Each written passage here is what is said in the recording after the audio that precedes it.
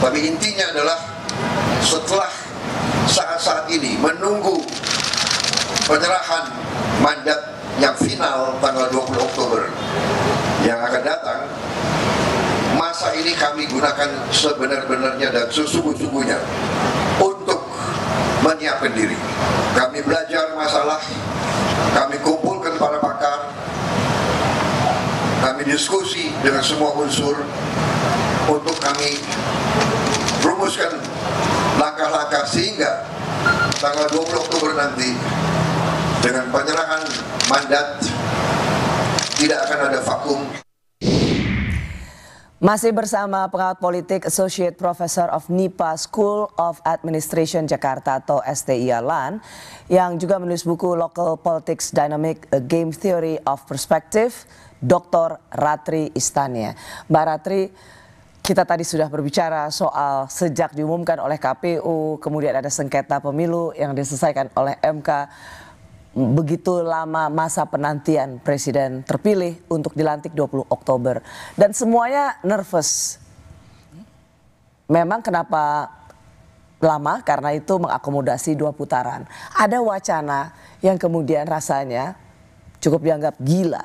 Ya udah, lain kali kalau begini Pilpres itu cukup 1 putaran saja. Samakan dengan pilkada di luar DKI Jakarta. Seberapa menurut masuk akal sebenarnya wacana ini, Mbak Ratri?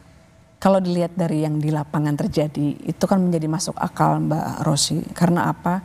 Karena apapun ternyata sistem yang kita gunakan, terlepas dari berapa putaran begitu kan. Nah sekarang wacana 1 putaran, itu kan melihat kecenderungan yang ada. Nah, kita belajar melihat dari apa yang sudah terjadi.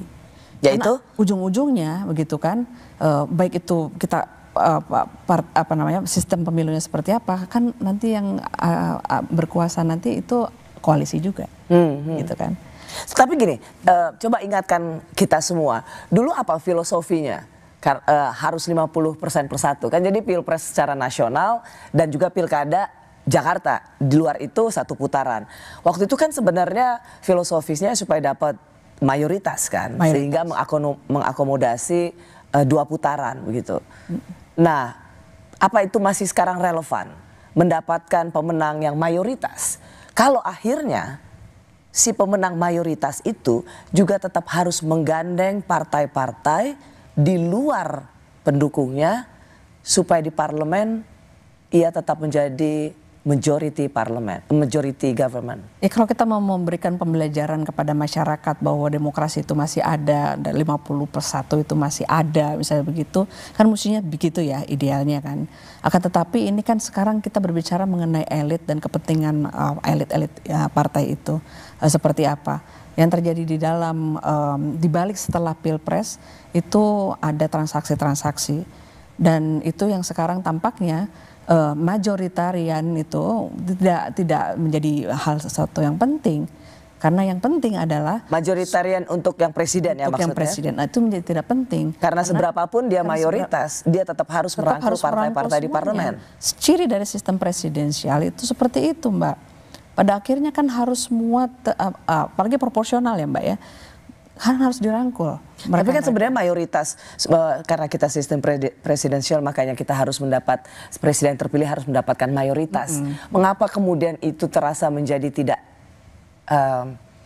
tidak relevan lagi? Karena apapun, suara berapapun yang dibanyak, sebesar apapun dia tetap harus mendapatkan atau menjaga supaya suara dia di parlemen, supaya program-programnya berjalan, maka ia harus mendapatkan suara yang sebanyak mungkin di parlemen. Mencontoh apa yang dilakukan oleh Presiden Jokowi di 2019. Iya. Paling tidak satu, untuk sistem pemilu seperti itu kan memilih siapa yang akan menjadi presiden, begitu kan, sehingga harus lebih dari 50%. Itu ketahuan secara mutlak dia memperoleh suara dan legitimate bahwa dia itu kan jadi presiden yang the next.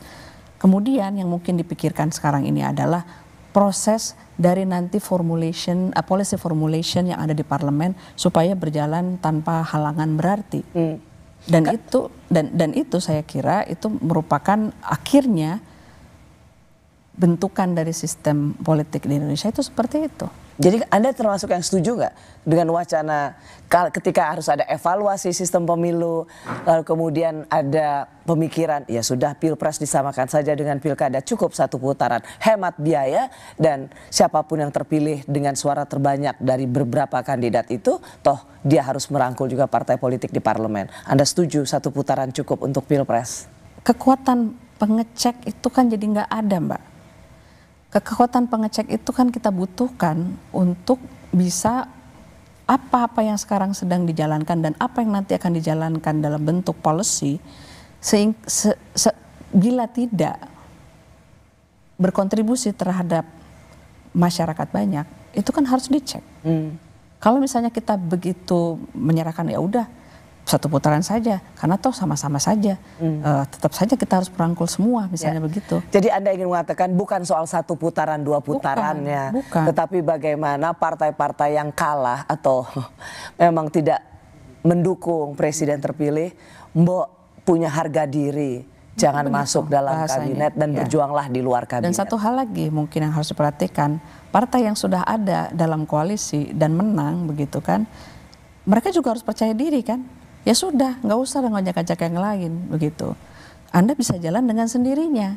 Itu kan jadi pembelajaran terhadap bila kita memang masih mendukung sistem yang namanya demokrasi. Masyarakat juga akan lihat, oh kita punya orang-orang di luar sana, yang di luar parlemen, yang bukan koalisi pendukung presiden, tapi masih bersuara. Itu memberikan kepercayaan diri sekarang kepada masyarakat bahwa sistem ini masih hidup.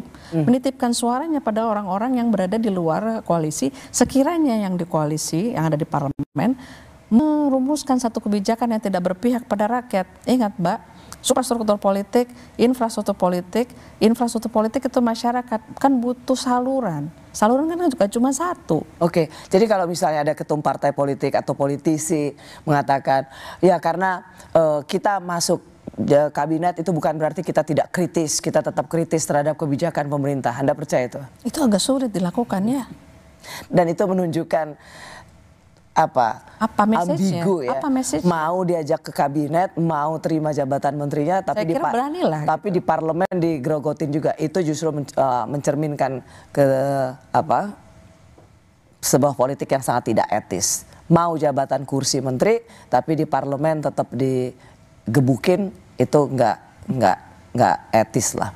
Jadi buat Anda saat ini yang Anda ingin katakan adalah, inilah gunanya kita pemilu 5 tahun sekali, hormati presiden terpilih, dia memang harus diberikan kepercayaan, ruang untuk menentukan siapa yang ada dalam kabinetnya, yang memang tidak sejalan atau berkampanye berbeda dengan presiden terpilih, tahu dirilah dan serahkan pada mereka yang telah berkeringat memenangkan Prabowo Gibran. Tetap kritis, berada di luar bukan berarti diam kan, harus tetap kritis karena itu pendidikan bagi masyarakat banyak. Baik, Dr. Ratri, terima kasih sudah di Rosi.